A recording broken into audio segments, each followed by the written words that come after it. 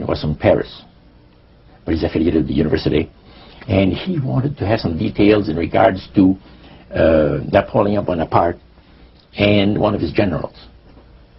So, by the way, there are also in other parts of the world elite spirit worshippers like the group that we had in Montreal.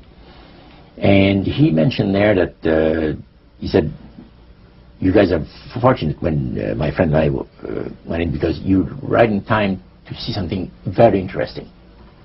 My friend there is having his devotions and the worship room of the gods, and he will use a trance medium to converse with certain demon spirits that will inform him in regards to ancient history about Napoleon. And sure enough, we went down there, and somebody came up and said he's ready for the session, and we went down there, and he said he would need 3 people.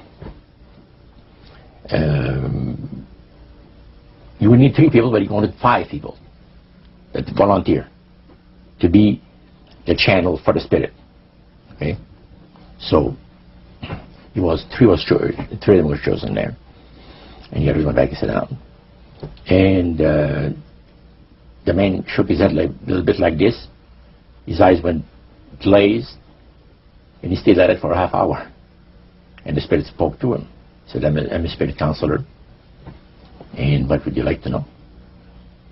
And he had a clipboard, the historian, and asked him some questions. This historian was from Paris. Yeah. And he was wanting information, some detailed information about Napoleon Bonaparte and one of his generals. And so he asked the questions of one of these human beings that was channeling. Oh yeah, the voice changed and everything. The voice changed of the person completely. Okay. And it identified itself as a spirit guide. Oh yeah, spirit counselor, yeah. Okay, a spirit counselor. And then proceeded to tell him all the events that he was asking, yes. Answer his questions? And there was a certain question that was asked, and the spirit counselor said, I will have Lord Remy and Lord Alphonse duplicate, in other words, the dialogue that had taken place. Oh, and the two other drama. Yeah, and the 2 other men fulfilled what he was looking for. But the one thing that interests me is the mayor of Montreal, Camillien Hood. During World War II, at the beginning of the war, he was very controversial in regards to the war effort. He would tell the French-speaking boys not to go into the armed service, you see, because you're going to go and shed your blood for the British, you know, and we're their servants, so to speak, and all that, and he didn't want him to go into war, and they put him in prison. He was jailed for the length of the war. For this. Now, the man said, I would like to have you tell me, to the spirit, to give me part of the speech that was given by Camillien Hood on the steps of the Montreal City Hall on a certain date. There are different versions of what has taken place, and you, Lord, would know the exact one. Now, the mayor of Montreal was still alive. Was still alive. And this historian is asking what was actually said at a speech. Yeah. Okay. The spirit counselor said, I'm sorry, I can't help you. All of my activities and my people have taken place in Europe. However, after my departure, our departure, other spirits will come and help you. And sure enough, the guy vibrated a little bit, and he's back, and he said, boy, how long? He said, 20 minutes, you've been used as a channel.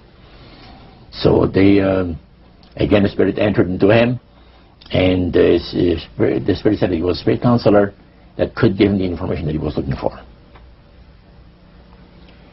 So, again, it was given verbally, and it was the voice of Camillien Hood. Now, how did you know that it was the voice? Well, because of the fact, you see, I was a youngster in those days, just about ready to go into the army. And Camillien, we used to listen to the radio We had no television in those days, so it was only radio and reading newspaper. And all the speeches of Cavalier made and all of it was on the radio all the time. And in those days, they had no tape recorders, just as we have now. So Cavalier would have to go to the Canadian Broadcasting Studio, where they made a record, a real phonograph record. And then they played it over and over, for the rest of the day. So you listened to those as a teenager before you went into the Army, so you knew his voice. So I knew his voice really good. So I said to George, he was sitting next to me, he said, "Isn't it amazing?" He said, "If you think that's amazing, wait," he says, "until the spirits impersonate one of the departed people that you know, personally, like an uncle or a brother or a sister or something like that." He says, "That is unique." But that's the way it was. You are able to reproduce a voice, man, and just to perfection. The spirits are exceedingly proud of this, because, and this also was right up my alley. The priest said that as the times on this planet gets more and more difficult, and calamities of all kinds are striking the planet more and more frequently, demon spirits are going to impress people with the importance of Sunday sacredness.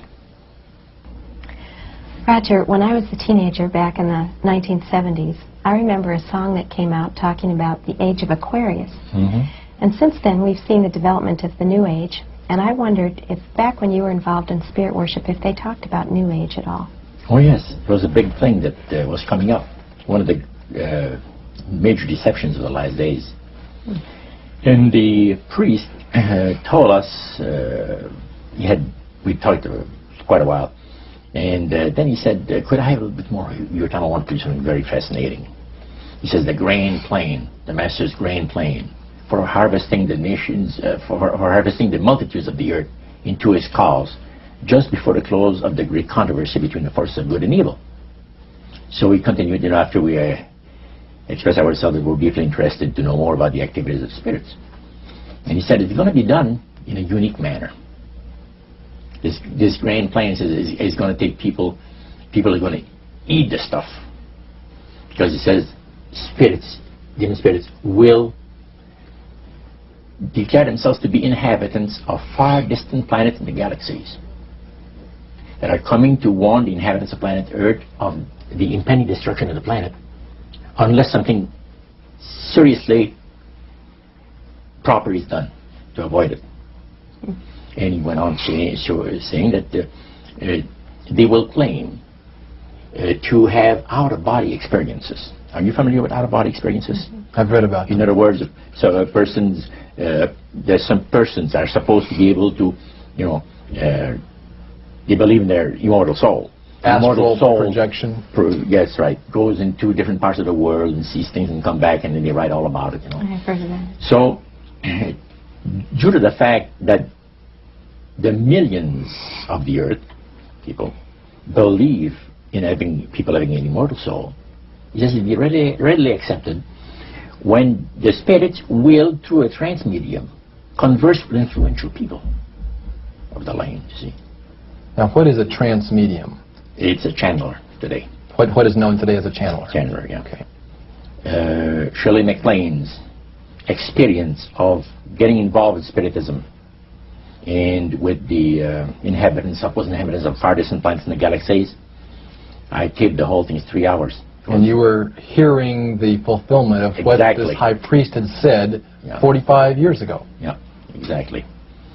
So he went on explaining about the fact that the spirits will show themselves willing to give valuable guidance that will not only help people avoid the destruction of the planet, but it will cause them to enter into a higher state of existence. For instance, he said the spirits will promise, and this is a big word, promise, that if their recommendations are followed carefully, they will usher in a glorious new age of peace and prosperity, and there'll be there'll be no more wars. See, There'll be no more famines. There'll be no more people getting unhappy to one another. Neighbors will love neighbor, and social unrest will not take place no more. There'll be